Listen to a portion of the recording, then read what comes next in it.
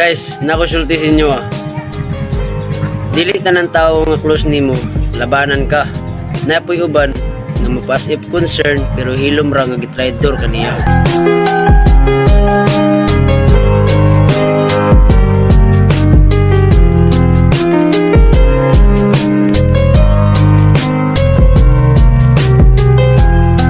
Single ako.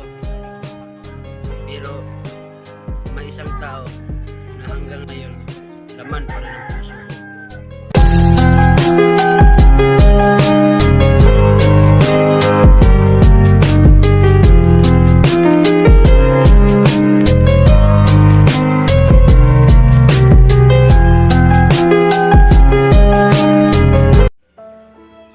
Hi guys, sabi nila pangit daw ako.